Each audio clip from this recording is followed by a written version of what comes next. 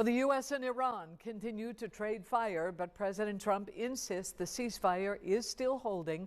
Secretary of State Marco Rubio says the president is expecting a response from Iran today regarding the latest peace proposal. Olivia Rinaldi reports for WJZ from the White House. The Pentagon says U.S. forces disabled 2 ships that tried to violate the U.S. blockade of Iranian ports Friday. The development comes a day after U.S. officials say Iran fired on 3 U.S. Navy destroyers in the Strait of Hormuz. The military said it responded with strikes on Iranian targets.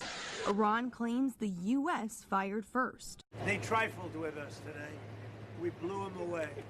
They trifled. President Trump downplayed the exchange of fire and said the ceasefire is still in effect. A lot of this posturing using military force from both sides is really getting after what is going to be the end state as it relates to the Straits of Hormuz when the dust settles with everything. Secretary of State Marco Rubio said Friday that the U.S. is expecting a response from Iran today regarding its latest proposal to end the war. See what the response entails. The hope is it's something that it can put us into a serious process of negotiation. But in a sign the two sides are still far apart, Iran's foreign minister said in a statement Friday, quote, "Every time a diplomatic solution is on the table, the U.S. opts for a reckless military adventure."